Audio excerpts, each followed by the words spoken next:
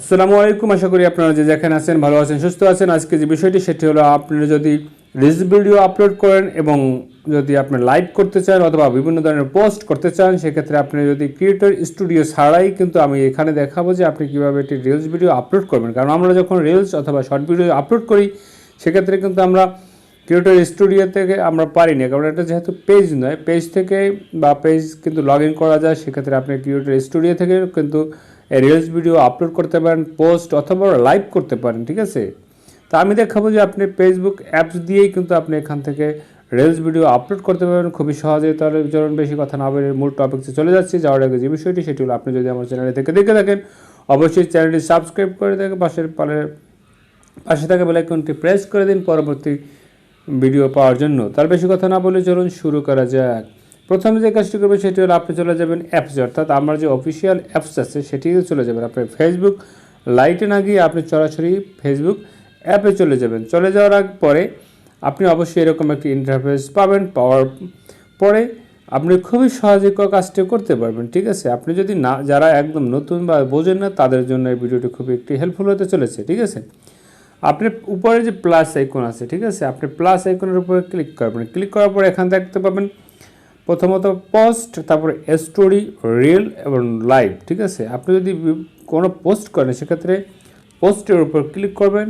পোস্টের উপর ক্লিক করে এখান থেকে আপনি যে কোনো ধরনের পোস্ট কিন্তু এখানে লিখতে পারবেন, এবং ফটো অ্যাড এবং ট্যাগ ফিলিং অ্যাক্টিভিটিস থেকে শুরু করে যে অপশনগুলো আছে সব কিছু কিন্তু এখান থেকে আপনি পোস্টের মাধ্যমে করতে পারবেন বা পোস্ট করতে পারবেন, ঠিক আছে। তাই আমি চলে যাবো ব্যাকে গিয়ে আবার প্লাস আইকনে ক্লিক করবো। যেমন এখানে স্টোরি, আপনি যদি কোনো স্টোরি এখান থেকে শেয়ার করতে চান সেক্ষেত্রে স্টোরিগুলো এরকম সেমভাবে আপনি শেয়ার করতে পারবেন, ঠিক আছে। প্লাস আইকনে যাবেন, তারপর রিলস। এখানে রিলস মানে এখানে তো বুঝতে পারছেন রিল ভিডিও যখন আপলোড করবেন রিলে চলে যাবেন, এরকম আসবে।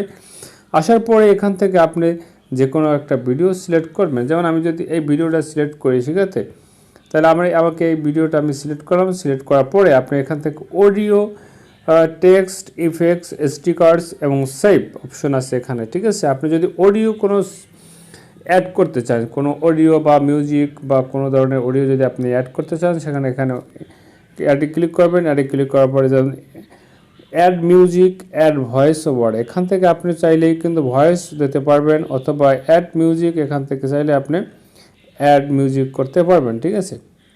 যদি আপনি এখান থেকে করা হয় তো আপনি ডানে ক্লিক করবেন। ক্লিক করার পরে আপনি চলে যাবেন টেক্সট, অর্থাৎ টেক্সট মানে এখান থেকে আপনি যদি কিছু লিখতে চান সেক্ষেত্রে আপনি এখান থেকে টেক্সটে ক্লিক করবেন। করার পরে এখান থেকে আপনার যা মনে চায় সেটা আপনি লিখে দেবেন। লিখে দেওয়ার ডানে ক্লিক করবেন।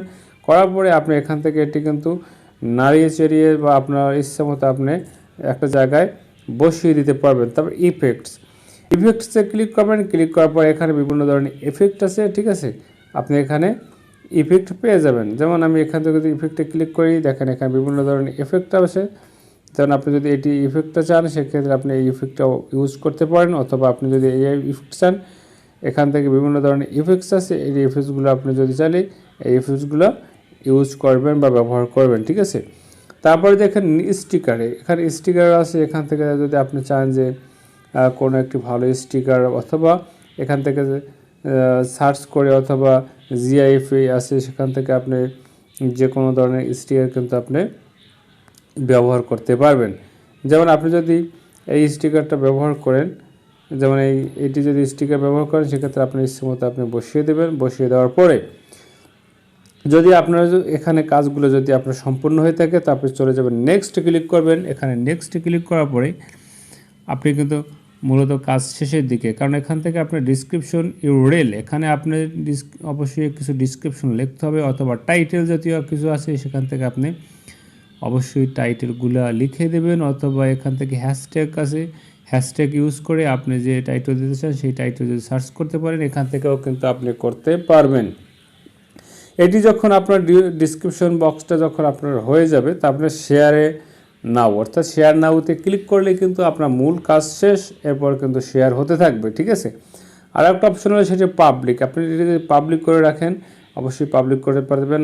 আপনি যদি চান ফ্রেন্ড, অর্থাৎ আপনার ফেসবুক ফ্রেন্ড যারা আছে তারাই শুধু দেখবে, ফ্রেন্ড অ্যাকসেপ্টেড, অর্থাৎ এই অপশনগুলো যদি আপনি চান যে না পাবলিক থাকবে, পাবলিক রাখতে পারবেন, ঠিক আছে। যদি যেহেতু আমি পাবলিক করছি তাই আমি এখানে পাবলিক সিলেক্ট করা আছে, তাই আমি চলে যাব ব্যাকে গিয়ে আমি শেয়ার নাওতে যদি এখন ক্লিক করি, এটি কিন্তু আমার পোস্ট হয়ে যাবে। এরকম করে আপনি সঠিক নিয়মে রিলস ভিডিওগুলো আপলোড করতে পারবেন, লাইভ করতে পারবেন, অথবা এখানে কিন্তু আপনি বিভিন্ন ধরনের পোস্টও করতে পারবেন। তাই আমি দেখিয়ে দিচ্ছি আর একটু লাইভ কীভাবে করবেন, ঠিক আছে। আমি চলে যাব ব্যাকে গিয়ে আমি এটাকে ডিসকার্জ করে দেবো, ঠিক আছে। তাই আমি ব্যাকে চলে যাব, ব্যাকে গিয়ে আবার প্লাস আইকনে ক্লিক করবো, ক্লিক করার পরে এখান থেকে আপনি লাইভ অপশনে ক্লিক করবেন, ঠিক আছে। লাইভ অপশনে ক্লিক করার পরে কিন্তু এখানে আমার অলরেডি লাইভের যে অপশনগুলো আসছে সেটি কিন্তু আমার এখানে দেখাচ্ছে, যেমন flash of, rotate, sticker, effects, text.